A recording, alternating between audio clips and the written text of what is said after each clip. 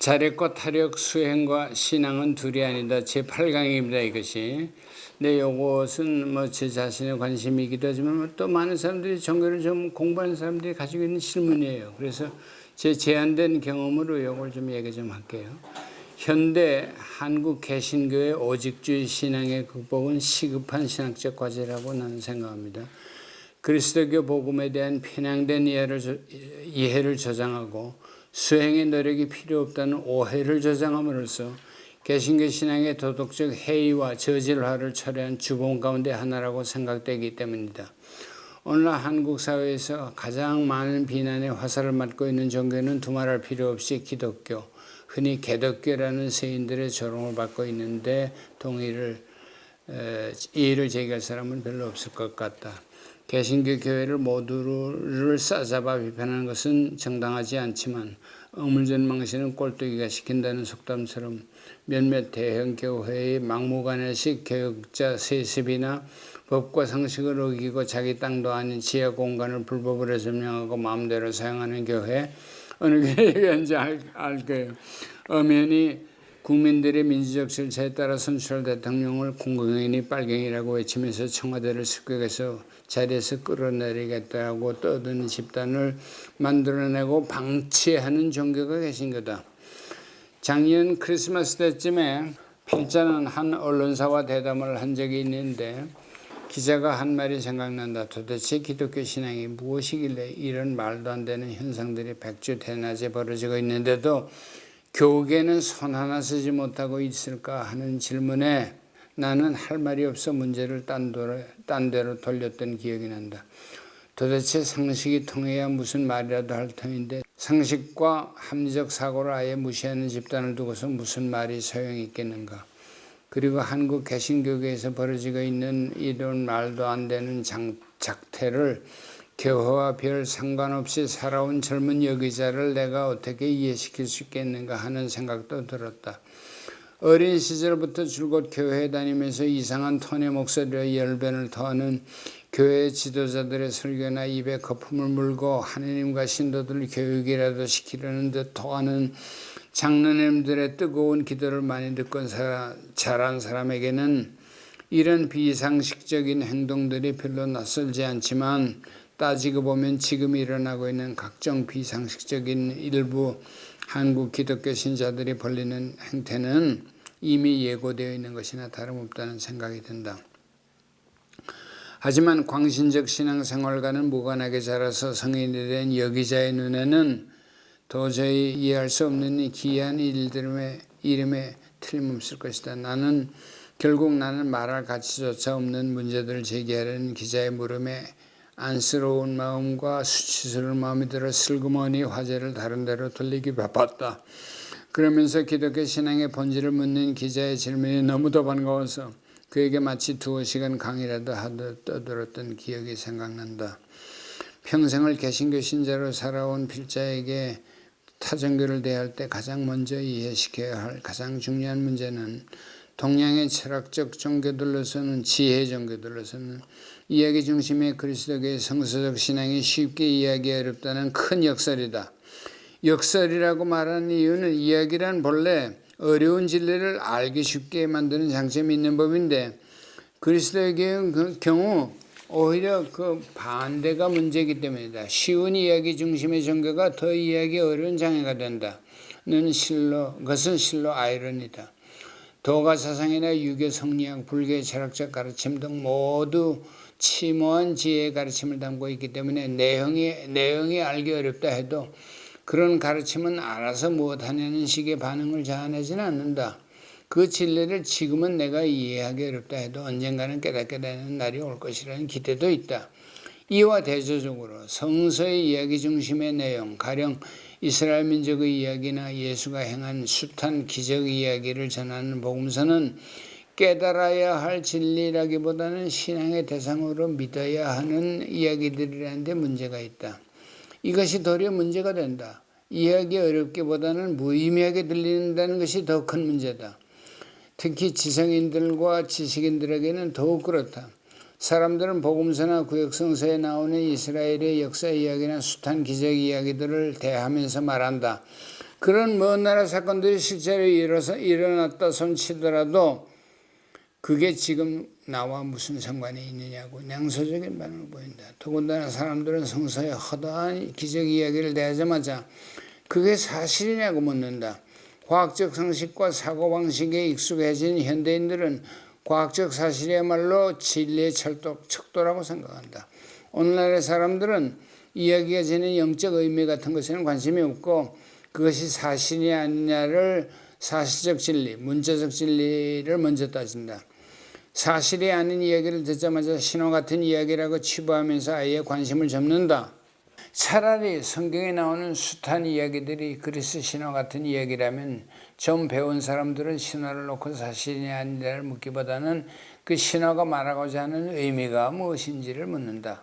그리스도의 경우 의심 많은 신학자들을 포함해서 성경에 나오는 이야기들, 가령 이스라엘 백성이 물이 갈라진 홍해를 건너 이집트를 탈출한 이야기가 차라리 신화라면 몰라도 적어도 역사적 근거가 있는 이야기라고 한다. 신화가 아니고 역사적 근거가 있다고 주장합니다. 제가 출애굽에 대해서 구약 성서 개론을 볼 때 보면 되게 그래요. 신화적 이야기가 아니라 역사에 하느님이 일으킨 구원의 사건이라고 고집한다. 무엇보다도 저도 그런 구원사적 신앙과 신학에 한때 많이 침취돼서 살아왔어요. 무엇보다도 하느님은 불의한 역사를 외면하는 분이 아니라 자기 백성의 억울한 호소에 귀를 기울이고 이스라엘이라는 선민의 역사에 관심을 가지고 관여하는 분이며 이 특정한 민족에 일어난 역사적 사건을 통해서 자신을 드러내고 계시하는 분이라고 믿는다. 성경 이야기들의 역사적 사실상의 회의를 품는 사람들에게는 이러한 점이 더 삼키기 어렵다. 성경의 메시지는 심오한 진리를 담고 있다고는 생각되지 않고 단순한 이야기들이 사실이라고 믿기를 요구하는 그리스도교가 오히려 더 심각한 문제가 됩니다. 그거 믿지 못하는 사람들은 교회 신자가 아니라고 생각하고 자기 스스로도 그렇게 생각합니다. 성경 이야기를 문자적으로 믿지 못하는 사람들. 이 시점에서 내가 어떻게 불교에 대한 진지한 관심을 가지게 되었는지, 어떻게 결국 불교학을 나의 전공 분야로 삼게 되었는지에 대해 밝히는 것이 좋겠다. 나는 대학에서 서양 철학을 전공했지만 대다수 학생들처럼 철학과의 문을 두드리게 된 동기는 무슨 전문적 철학 교수가 되려 하기보다는 인생 문제에 대한 고심과 관심이 지배적인 동기였다. 말하자면 종교적 동기가 더 강했고 신학 공부를 하겠다는 생각에 철학과의 문을 두드렸다. 그런 이유 때문인지 나는 서양 철학에 대한 흥미를 잃어버리고 대학 시절부터 인생의 지혜를 제시하는 듯한 동양 사상과 철학에 더 큰 관심을 가지게 되었다. 불교도 나의 마음을 끌었다. 군 복무를 마치자마자 미국 유학길에 오른 것도 철학 공부를 위해서가 아니라 신학 공부를 하기 위해서다. 당시 예일대학 신학부에서 공부하고 있을 당시에 예일대 학부, 신학부가 아니라 학부에서 어느 교수의 불교사 강의를 수강한 적이 있는데 그의 강의는 내가 젊은 시절에 가졌던 불교에 대한 생각, 즉 불교는 좋긴 좋은데 출가 수행자는 몰라도 일반 신도들에게는 너무 어려운 종교라는 생각을 일거에 불식해버렸다. 곧 불교에도 기독교 같은 철저한 타력신앙이 있다는 사실을 강의를 통해 처음으로 알게 된 것이다. 일본의 정토불교 사상과 철저한 타력신앙이 불교였다. 놀라운 점은 이러한 신앙의 정파인 신난의 정토진정, 간단히 진정이라고 신슈라고 불립니다. 일본에서. 이 소수가 믿는 종교가 아니라 일본 종교의 주류가 되다시피 한 정파로서 많은 신도를 건드리고 해외 선교에도 열심히 일하는 사실이었다. 이게 놀랍습니다. 개신교 신앙과 매우 유사하게 오직 믿음으로 구원, 해탈이 가능하다는 메시지를 전하는 종교였습니다. 즉 복음주의 신앙이 불교에도 있다는 사실이 나에게 준 충격은 아무리 강조해도 지나침이 없다. 나는 그 후 일본에서 1년간 온전히 신란 연구에 몰두할 수 있는 기회가 있었고 그 결과 일본의 정토사상이라는 연구소를 출간하게 됐다. 그 내용을 간략히 하지 않을 수가 없습니다. 소개합니다. 우선 언급할 사항은 정토신앙과 사상과 신앙이 우리 한국 불교에도 없지 않았지만 한국 불교에서는 정토신앙이 독자적 정파나 세력을 형성한 일이 없었다는 사실이다. 더군다나 개정해 사막을 닦는 전통적인 성도문, 이걸 정토문하고 성도문하고 구별합니다. 정토불교는 성도문, 성인이 되는 길, 성도문을 아예 포기하고 아미타불의 은총을 믿는 철저한 타락신앙에서 정토신앙을 한국불교에서는 저는 찾아본 일이 없습니다. 들어본 일이 없습니다. 일본 불교사는 해안조, 평안조까지만 해도 중국 불교나 한국 불교와 별 차이 없이 전개되었지만 가마쿠라, 겸창, 막부 시대로 접어들면서 이른바 신불교, 가마쿠라 신불교라고 그럽니다. 일본 사람들은 신불교 운동이 전개되면서 개정의 사막을 추구하는 전통적인 수도 종교에서 신앙을 위주로 하는 대중불교, 말하자면 민중불교 운동으로 일대 전환이 일어나면서 일본 불교의 모습을 완전히 바꾸어 놓았다. 정토종, 정토진정, 일련종, 조동종 등이 모두 이때 창립된 종파들이고 오늘날은 거의 일본 불교를 지도하게 되었습니다. 이들 가마쿠라 신불교라 불리는 종파들이 전하는 메시지의 특징은 단 하나의 수행에만 전념해야 한다는 배타적인 전수, 센주라고 부르는 일본말로 전수 정신이다. 이 말세 때는 뭐 이것저것 다 가리. 우리 한국 불교는 종합불교라는 거, 종합도량이라는 걸 아주 자랑으로 여기는데 일본 불교하고 정반대야. 일본 불교는 이때 가마쿠라 신불교는 하나만 들이파라는 거예요. 이것저것 관심을 쏟지 말라는 거예요. 말세 중생은 하나도 힘들다는 생각이에요. 그 가운데서도 호넨이라는 스님은 법연, 당시 불교의 중심지인 교토 근처의 히에이산, 비해산에서 수도했는데 전통적인 자력 수행의 불교에 절망하던 중 자력 수행의 길을 포기하고 민중 속으로 들어가 오로지 쉬운 연불행, 남해부터 부르는 연불행에만 전념하는 운동을, 대중적인 운동을 펼쳐가지고 정토종이라는 걸 창시하게 됐어요. 결과적으로 조도슈.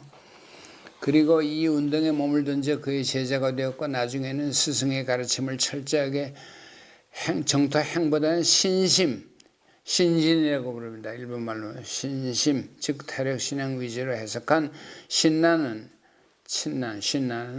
일본 발음이에요. 결국 새로운 종파, 정토진종이라는 것을 수립하게 됐는데 뭐 자기가 따로 새 종파를 스승과 달리 뭐 독립적으로 세울 계획은 없어서 의도는 없었는데 그렇게 됐어요. 결과적으로 그는 오직 연불행을 강조하는 스승 호넨의 가르침을 따르다가 지옥에 간다 해도 후회하지 않을 것이라고 말할 정도로 정토 왕생이라는 건 정토에 가서 태어난다. 왕생을 위한 연불행을 강조하는 스승의 가르침에 아주 열심히 했습니다. 둘이 같이 귀양까지 갔어요. 정토종은 개정의 전통적인 가르침을 부정하니까 기성교단의 핍박을 받아서 일본의 에치고라는 지금 그 말하자면 니가타현 있는 북쪽, 일본 북쪽 동해면 그쪽으로 같이 가서 고생도 많이 했어요. 귀향을 해서 그 당시엔 경도를 떠난다는 건 고생하는 거지 뭐. 서울이니까. 하지만 그는 점점 이 쉬운 수행이라는 연불행, 이행이라고 합니다. 쉽다는 일자. 이행마저도 진실된 마음으로 할 수 없다는 자신의 죄의식, 자기는 어떤 수행도 제대로 할 수 없는 갈데 없는 범부라는 범부의식입니다. 죄의식에 절망한 나머지 연불행보다는 아미타불에 자신의 구원을 전적으로 맡기는 신심을 더 강조하기.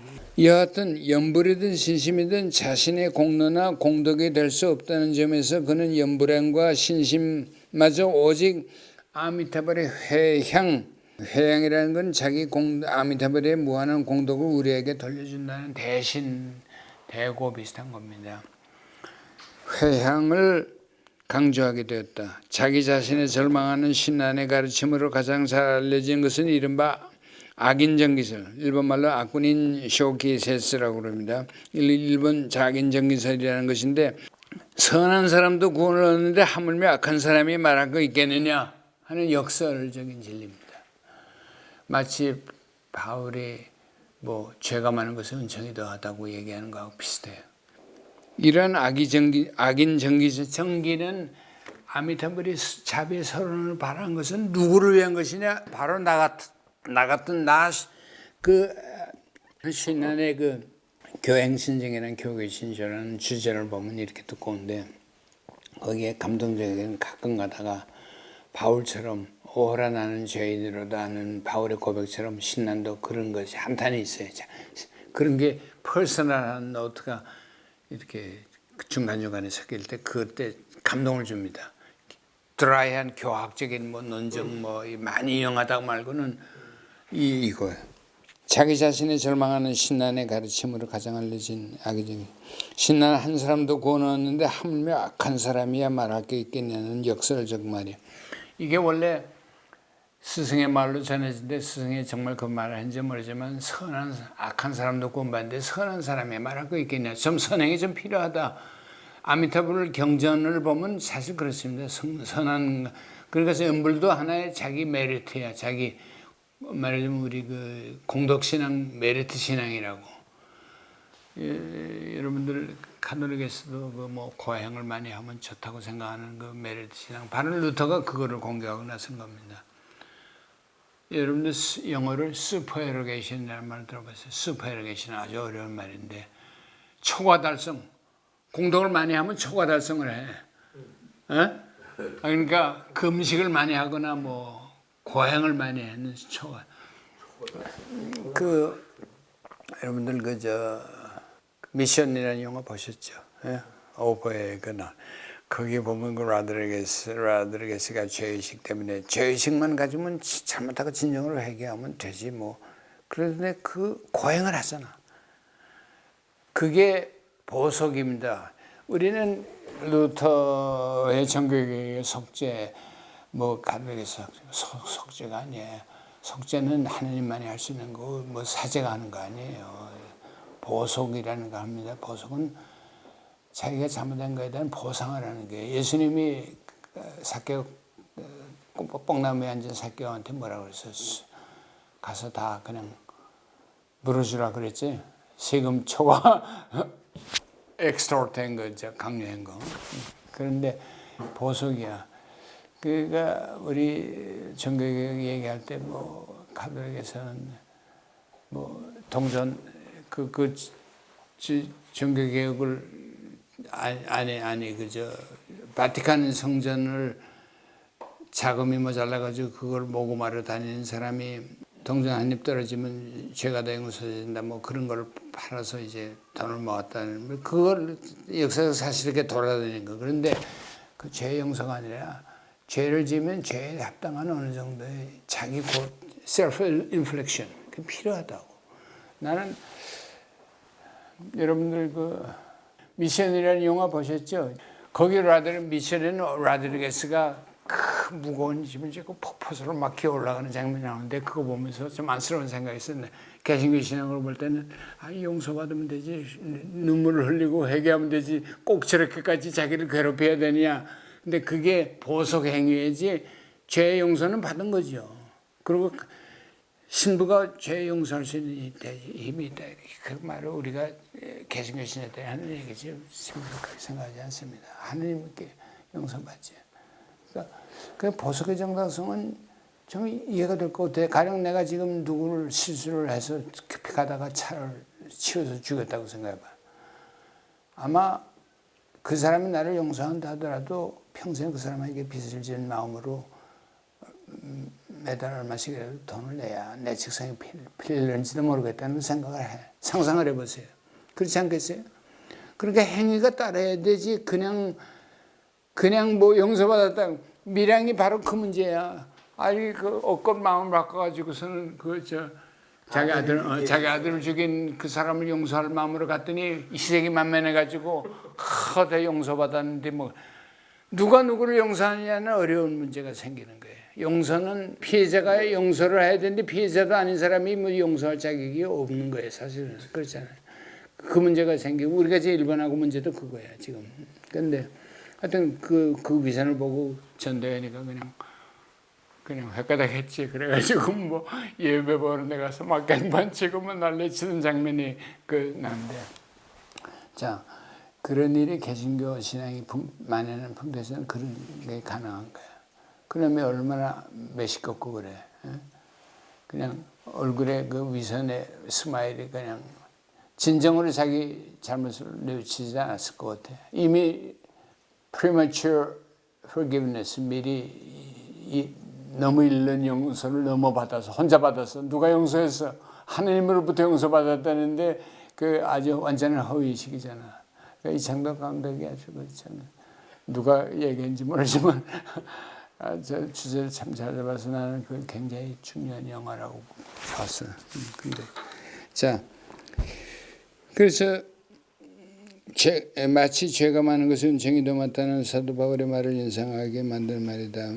연불행과 정토불교가 한국 불교의 삼국시대부터 있었지만 이렇게 철저하게 자력 수행을 포기하고 아미타불이 바란 자비의 원은 본원이라고 불립니다.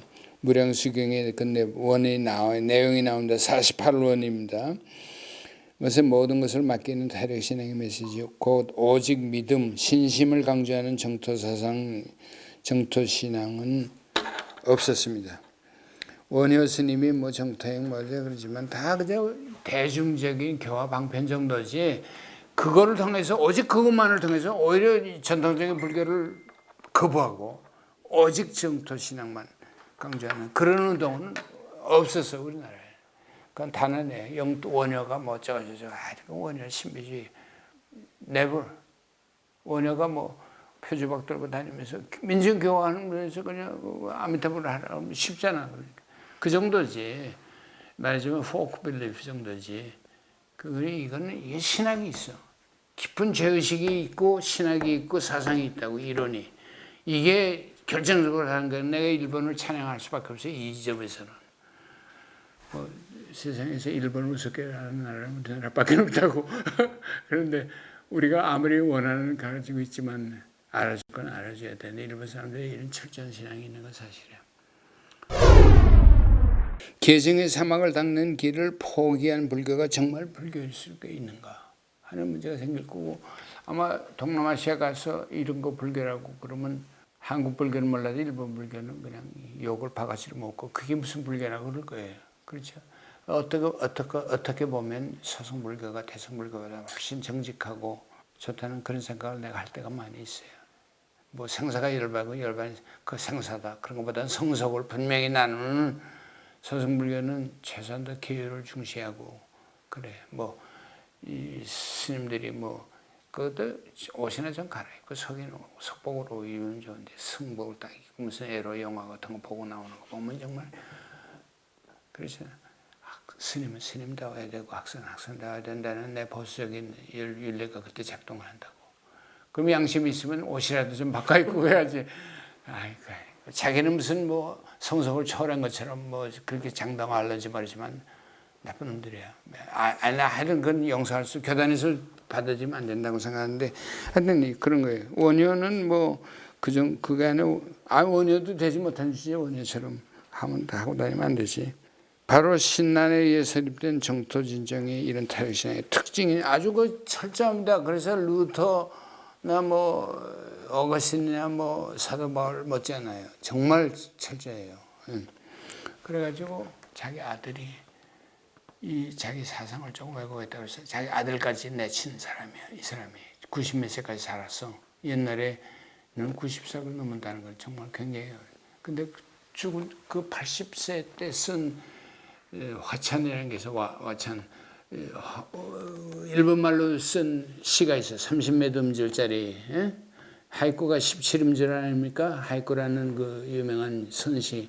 이건 화찬인데 그 화찬에 보면 죽을 때까지 자기 죄를 고백하고 죄를 괴로워했어. 그래서 루터의 시물유스두세 페카토를 동시에 의인이고 죄인이라는 것이 꼭 맞아. 자기 자신 생각하면 갈데없는 죄인인데 구원받을 수 없는 죄인이라는 철저한 본부의식이 있었는데 아미타불의 은총을 생각하면 기쁜 듯이 날뛰고 춤을 추고 싶은 마음. 그거를 루터는 라틴 말로 simultaneously justus, 의롭고 페카토르, 죄인이다. 동시에 의인이고 죄인이야. 하나님 앞에서는 의로 인정받았지만 자기 자신의 몰골을 보면 여전히 죄인이다. 정직한 그 죄의식 동시에 그 역설이 그게 복음주의 신앙의 핵심입니다. 근데 그게 꼭 루터에 그대로 있어요. 이 루터는 신난에 바로 신난에 의한 수립된 정토진정의 특징이고 나는 이러한 타력신앙 위주의 불교 쉬운 길과 이행, 쉬운 수행을 주장하는 불교를 주저없이 불교의 복음주의 신앙이라고 부른다. 마틴 루터와 천국개혁자들이 금과 억저 같은 오직 믿음으로 솔라피데만 인간의 구원이 가능하다는 세상보다 더 강하면 강하지 못하지 않다고 제가 얘기를 합니다. 사실 나는 이 복음주의 신앙이 값싸는 정을 남발하는 오늘의 한국 개신교를 망친 주범이라고 생각하기 때문에 좀 여기에 대해서 양가적인 태도가 있어요. 인간의 상식과 이성을 깡그리 무시하는 묻지마 신앙이라는 말은 제가 쓰는데 요즘에 많이 다른 사람들 쓰더라고. 모르겠어요. 나보다 내가 몰라서 다른 사람 먼저 썼는지. 하여튼 묻지마 신앙. 자꾸 물은 걸 싫어해 목사님들이. 묻지 말고 무조건 믿어야 된다. 믿지 않으면 정원이 묻지 못한다. 그래서 그런 얘기를 많이 하잖아. 오죽 답답하면 오죽 신뢰가 없으면 그런 얘기를 하겠느냐 하는 생각이 들어. 자기 무지를 정당화하기 위해서. 또 더 나아가서 인간의 도덕적 노력이나 영성 수련까지 싸잡아 무시하도록 면죄부를 줌으로써 개신교 복음의 진리를 값싸는 정, chief grace를 남발한 하게끔 하는 주범이라고 생각되지만 오늘 강의의 주제는 재력과 타력, 수행과 은총이 종교에서 배타적 선택의 대상이 아님을 논하기에 이 문제에 대해서 더 이상의 언급을 피합니다. 신앙의 철저하고 순수한 타력신앙에 따르면 역설적이지만 신난 이전에 통용되던 정토문과 성도문, 이도와 난도, 쉬운 길과 어려운 길의 구별도 역전이 됩니다. 보세요. 모든 것이 아미타불의 회양, 공로, 아미타불이 많은 무수한 공로를 우리에게 돌려줬기 때문에 우리 구원이 가능한 것이지 나 같은 범죄자에게는 진실된 수행조차 불가능하다는 신난의 깊은 범비의식 내지 죄의식은 그로 하여금 아무리 쉬운 연불행위를 할지라도 자신의 공로가 될 수 없다는 것을 생각하게 했어요. 지금 우리 천국이 아무리 좋다고 열심히 설교하던 전도사들이나 목사님한테 당장 천국 가겠나 그러면 아무도 갈 사람 없다고 얘기를 농담적으로 하잖아요. 신난은 그거를 정말 고백을 했습니다. 신난의 타니초라는 거는 명문이에요. 정말 귀한 문헌이에요. 타니초. 이단을 개탄한다 그러는 건데 정토신앙에 대해서는 여러 갖가지 왜곡에 대해서 대답하는 한 일본말로 쓰인 가나카다로 쓰여진 문헌인데 어떤 사람이 일본 사람이 그래서 자기 무인도 가게 되면 선불교의 임재록과 타니초 두 책을 가져가겠다는 얘기했는데 무슨 말인지 알 것 같아요. 아주 상반된 것 같지만 상반되지 않다는 게 제 결론인데 이제 그 핵심입니다. 아무리 쉬운 연불행이라도 자신의 공로가 될 수 없다는 메리트 신앙, 공로 신앙, 공적 신앙을 완전히 워크라고 그러죠. 불교에서, 이 기독교 신앙에서. 생각하게 만들었습니다. 그는 심지어 연불행이나 정토왕성을 향한 진실한 신심조차 범부중생에게는 없다고 여기기 때문에 그 신심조차도 아미타불이 주는 것이라고 그랬어요. 그건 기독교에서도 신심이라는 것은 세 가지 신망의 가운데서 세도가 아닙니까? 신심이 자기 힘으로 생겼다는 것은 신심의 아주 모순이야. 그렇죠? 내가 예수를 믿게 된 걸 가만히 생각해 보면 내가 잘나서 한 건 하나도 없잖아. 따지고 보면 그렇잖아요. 그런데 이게 신심의 역설이 있고 어려운 문제가 있어요. 신심도 회양이라면 그거를 믿는 것도 또 신심인데 그 신심은 또 누가 얻은 이런 문제가 생겨요.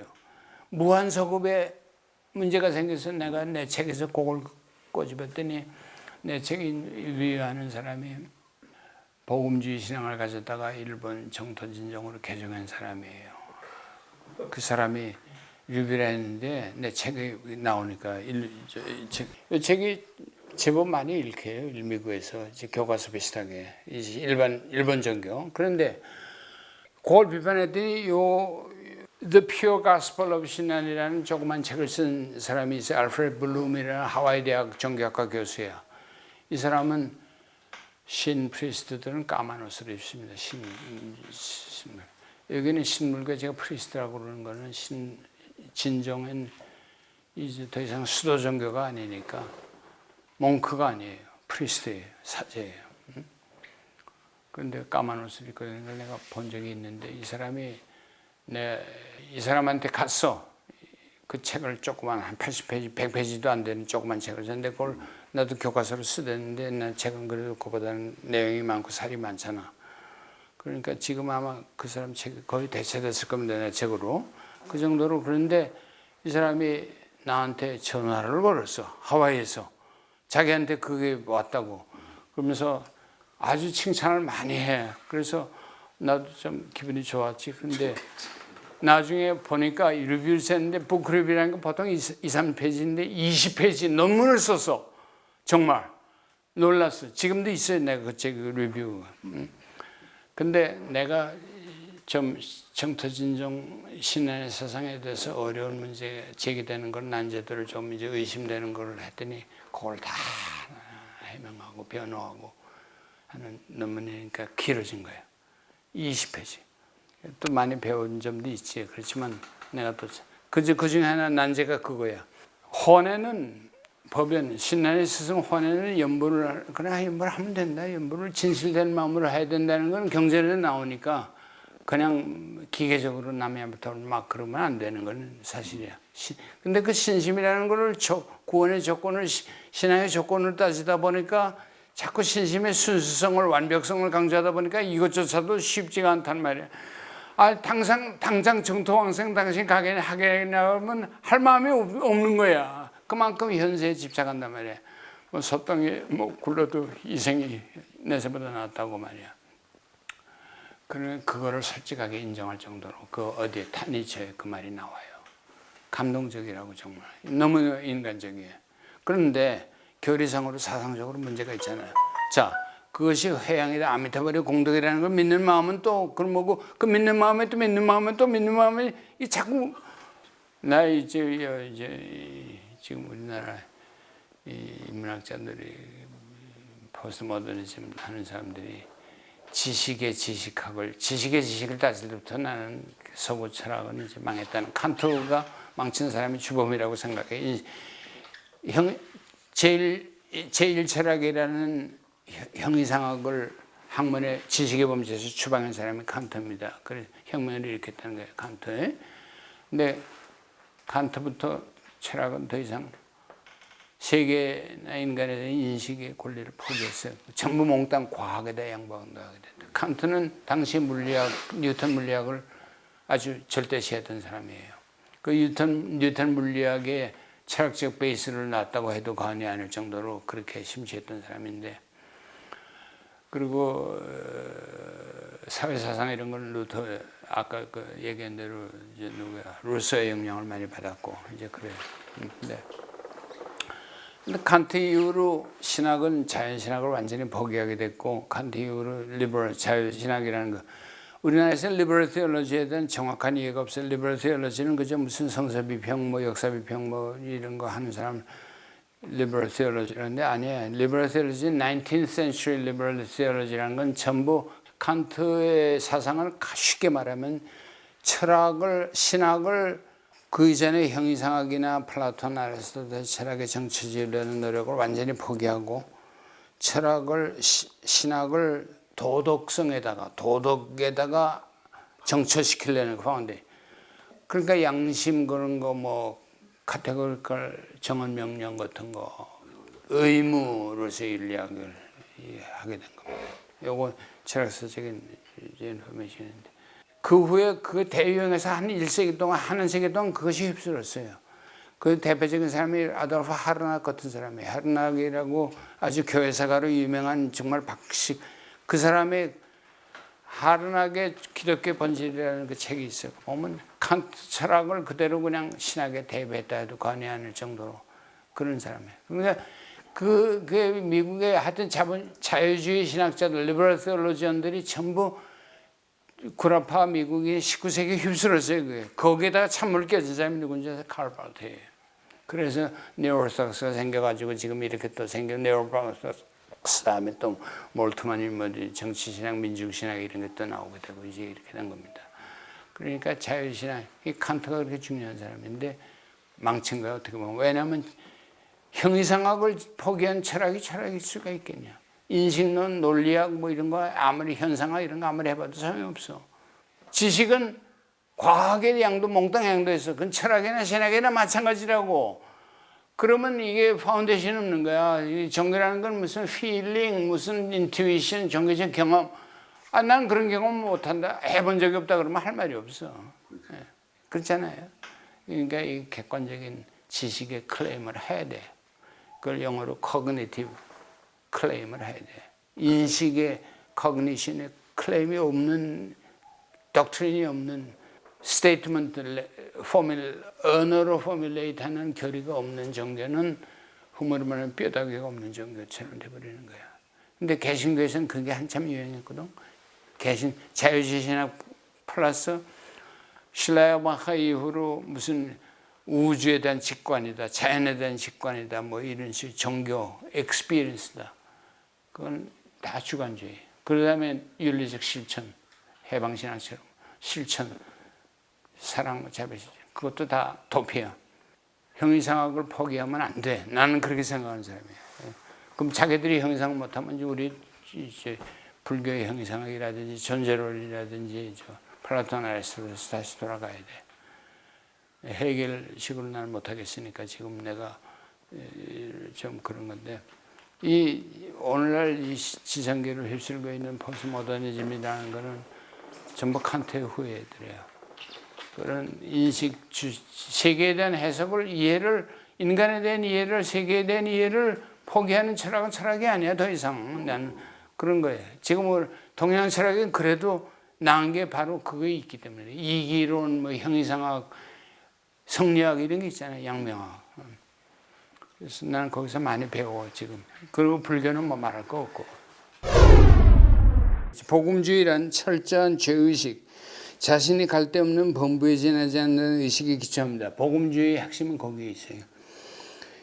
우리나라 복음주의자들은 정말 죄의식이 있는 점이지. 나는 그게 문제야. 나는 복음주의 자체를 뭐 깔보지 않아. 나 평가 잘 하지 않아요. 복음주의 신앙은 나도 거기에 있어서 살아가는 사람이니까 한때는 정말 죄의식이 없어. 그러면 그게 더 문제야. 신난 진정에서는 이러한 철저한 죄의 자각과 부처님의 은혜를 진실한 마음으로 믿고 자각하는 것을 이중심신이라고 해요. 이중 더블 깊은 심신, 깊이 믿는 거예요. 요거는 복음주의의 아주 핵심이에요. 자, 자기는 갈데 없는 죄인이라는 걸 고백하는 거 깊이 믿어야 돼. 둘째, 아미타불의 만이 나의 구원이다. 은총만이. 그걸 또 깊이 믿는 거예요. 이중으로 묻는 거예요. 기독교 복음주의가 꼭 같아.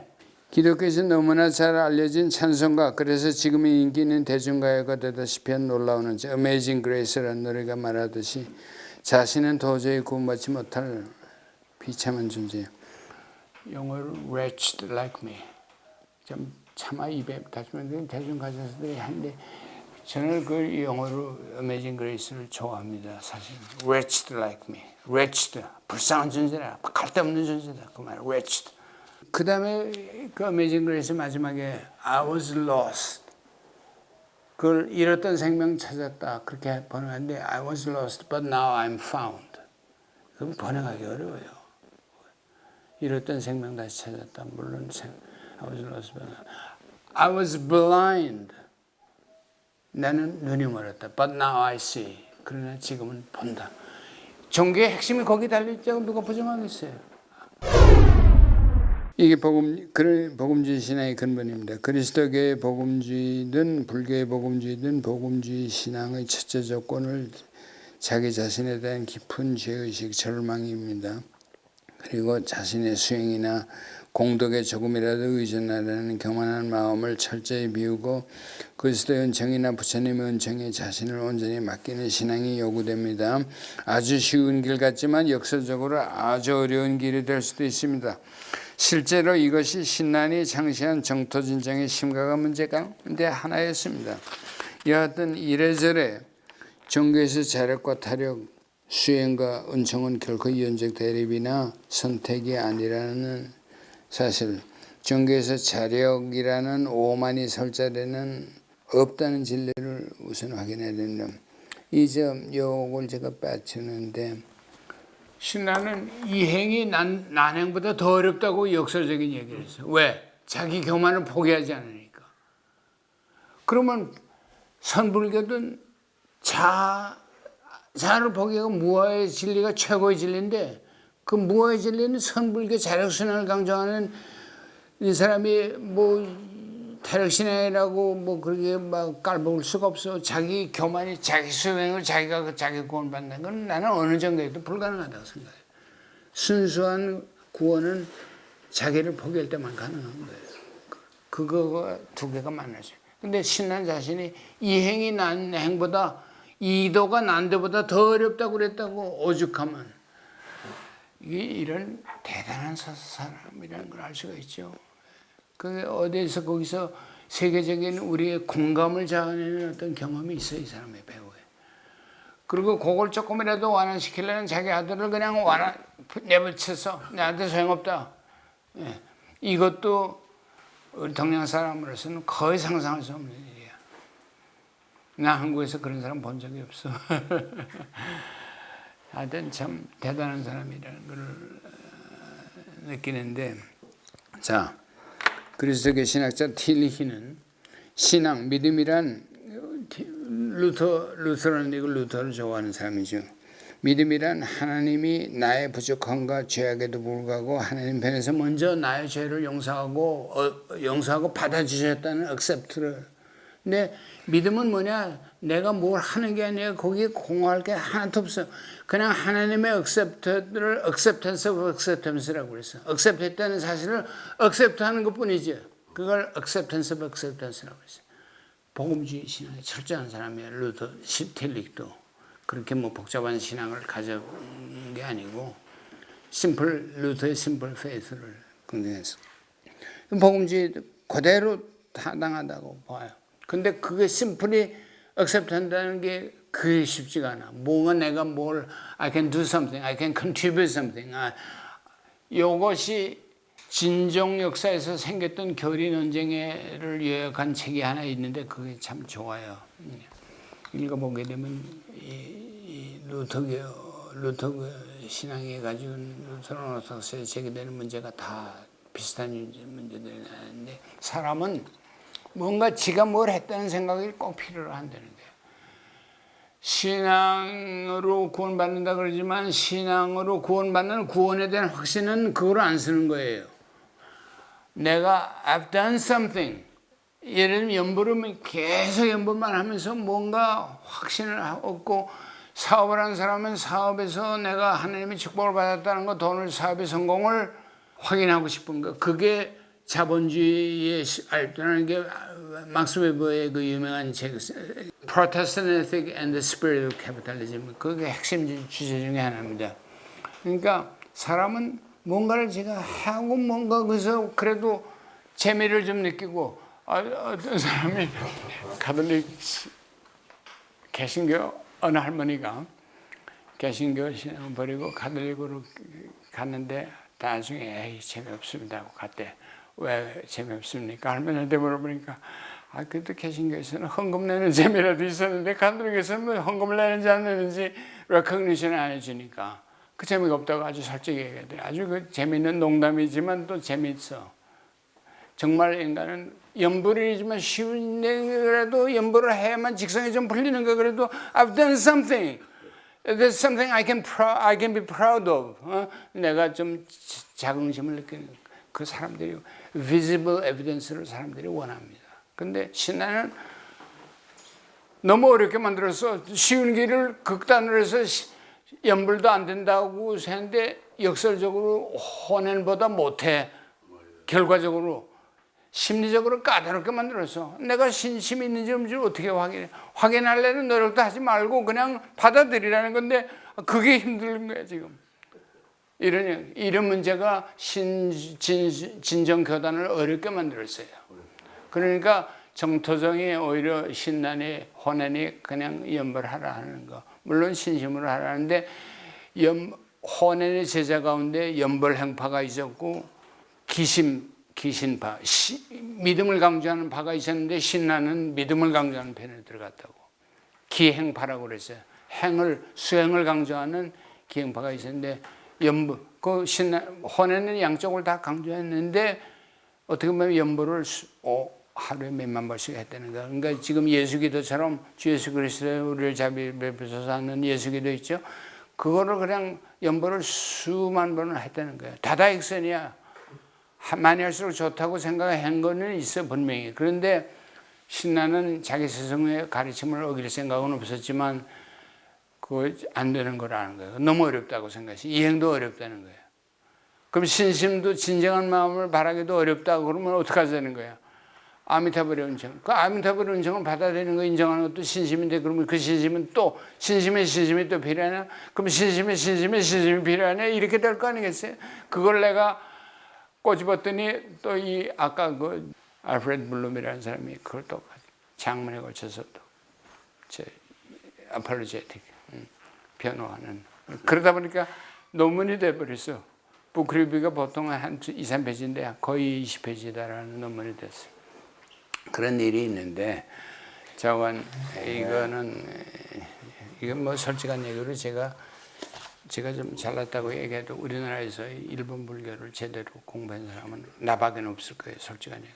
일본 불교는 뭐 우리나라 신라시대, 뭐 우리나라 대백제 불교 연장이다. 뭐 그따 소리나 옛날 얘기는 그냥 하고 앉아있고 가서 일본 불교 연구하려고 그러면 손을 못 대게 해, 지도자들이.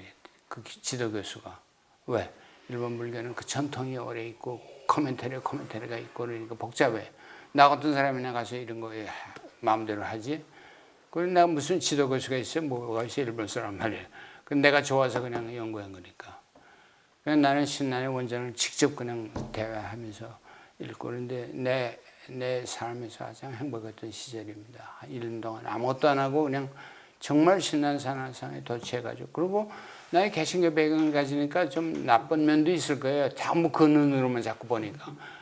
아니 게 아니라 내 책을 읽고서는 좀 비판하는 사람도 있어요. 그런 시각에서. 너무 개신교 눈으로 봤다는데 뭐 분명히 있는데 어떡하겠어요. 네. 근데 나는 쉬웠어요. 신난의 이야기가. 근데 불자들은 정말 이건 청천개백이에요. 그렇지 않겠어요? 이게 불교냐 그러면 할 말이 없어요. 그래도 하여튼 여기서 이도가 난도보다 더 어렵다. 이 생각. 그리고 종교에서 수행을 자력으로만 여기고 하는 것은 있을 수 없는 거예요. 그건 불교에서도, 선불교에서도 뭐라 하냐면 깨달음을 일부러 목적으로 추구하는 사람은 안 된다는 거예요. 깨달음이라는 건 해프닝으로, 이벤트성으로 주어지는 것이지 그걸 내가 깨닫겠다고 막 노력하고 사생결단하듯이 살려는 사람은 깨달음을, 본질을 모르는 거예요. 깨달음은 그냥 it just occurs. 일어나는 거, 은총이야, 어떻게 보면. 그러나 물론 노력 끝에 이루어지죠. 도노라는 것이 점수 없이 도노가 이루어지겠느냐. 점수의 과정이 있을 겁니다. 그런데 그건 도노 점수를 얘기하는 거는 선도노 후점수를 얘기합니다. 예? 선도노. 그러나 진울 스님은 그런 얘기를 했어요. 돈수를 얘기하는 사람한테 그 사람은 그런 사람도 있는데 돈수 가능한데 그건 전생에 많은 수행을 한 사람이다. 그러니까 전생까지 생각하면 점수 도노가 보통 사람들한테는 그게 맞는데 근기가 뛰어난 사람, 아주 엑셉셔널한 사람에게는 도노수도 가능하다고 얘기를 했어요. 인정을 했어요. 그러나 일반적인 거로는 도노 점수, 선도노 후점수. 자신의 힘으로는 도저히 해나기 어려운 죄의 늪에 빠져 있다는 절망 없이는 성립하기 어렵다. 내가 나 자신을 구원할 수 있다고 자신의 도덕적 공로나 노력, 자신의 학식이나 영성 수련 같은 것을 조금이라도 자랑하거나 내세우면 심지어 부처님의 이름을 끊임없이 외우는 연불행조차도 자신의 자랑이나 믿는 의지처로 삼으면 탈핵에 귀의하는 순수한 신앙이 되기 어렵다고 본다. 따라서 오직 은총, 오직 신앙을 강조하는 개신교 교회가 일반적으로 수도 전통이 전무하다시피 한 현상도 바로 이 때문이고, 성인을 배출하지 못한 이유도 있습니다. 개신교의 성인이 성자들을 배출한 것 얘기 들어봤어요? 없어요. 제가 아는 한. 나는 개인적으로 이러한 태도가 지나치다고 생각하지만 개신교, 죄가 많은 것에 은혜가 더한다는 사도 바울의 역설도 이런 복음주의 시각을 반영하고 있다. 도덕과 수행을 게을리할 위험이 있기 때문에 타력신앙은 비판을 받는다. 그런데 여기에 대해서 뭐라고 신앙이 그러냐면 편지예요. 해독제가 있다고 독극물을 함부로 먹어서는 안 된다고. 그러니까 신난의 팔로워들이 어떤 비난을 받았냐면 홍간 복거리, 본언을 너무 지나치게 믿고 자랑을 해서, 복거리라는 거 자랑한다는 말이에요. 일본말로 홍간 복거리라. 본언을, 부처님의 자비의 원인이 있으니까 그거 믿고 교회를 안 지켜도 좋다는 엔티노미아니즘, 리버티니즘이라고 그래.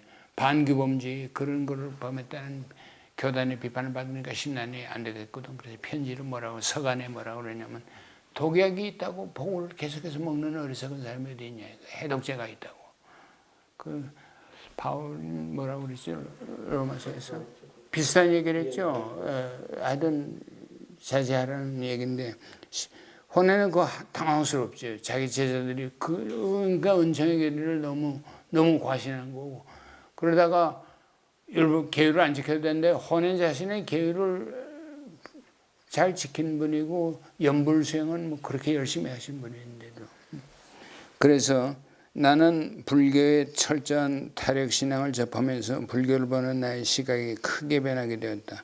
선불교와 정토정은 대승불교를 대표하는 두 가지 길입니다. 두 가지, 지금은 어떻게 보면 거의 그 둘이에요. 둘만 남았어요. 여러 가지 우여곡절 끝에. 우선 하나는 자력수행의 길, 다른 하나는 타력신앙의 길이라는 일반적 견해의 정지부를 찍은 셈이 됐어요. 역사적으로. 더 나아가서 불교와 그리스도교를 보는 시각도 달라졌습니다. 그 정지부를 찍었다는 건 내 자신이 그런다는 거예요. 나는 한편으로는 마이스터 카르트라는 그리스도교 신비주의 사상을 접하면서 나의 그리스도교 이해뿐 아니라 불교와 그리스도교가 진정으로 만날 수 있다는 확신을 가지게 되었고, 이건 내 경험입니다. 다른 한편으로는 신안의 철저한 타력신앙의 불교를 접하면서 불교와 그리스도교의 복음주의 신앙이 만날 수 있다는 확신을 가지게 되었습니다. 이게 큰 소득이에요, 저한테는. 나는 이러한 확신에 입각해서 불교와 그리스도교뿐 아니라 힌두교, 유교, 도가사상 등 동서양을 대표하는 모든 종교들이 창조적으로 만날 수 있다는, 그리고 만나야만 한다는 시대적 사명감마저 가지게 되었습니다. 이것이 제가 여기 심덕사를 시작하게 된 인데, 내가 이런 확신 없이 심덕사를 해서 뭐 불교와 그리스도교의 대화를 한다든지 그러면 나는 위선자고, 그런 필요 없어. 가서 노골적으로 전도하는 게 나아요. 정말로.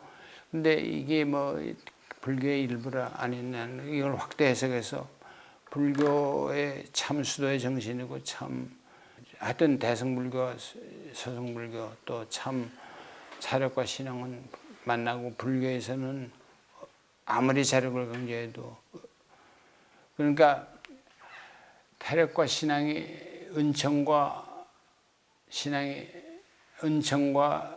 수행의 노력이 둘이 아니라는 걸 마이스터 카르트가 또 누누이 강조합니다. 자력이든 타력이든 하나님 마음대로고 하나님이 주는 은총이지, 둘 다 하나님이 하시는 일이지, 그거 가지고 어떤 성인이 배출됐을 때 성인이 자력신앙을 했느냐 타력신앙을 따랐느냐는 쓸데없는 가지고 논청벌이지만, 그러면서 마이스터 카르차스가 시너지스트, 협동론자였어요. 둘 다 필요하다는 거.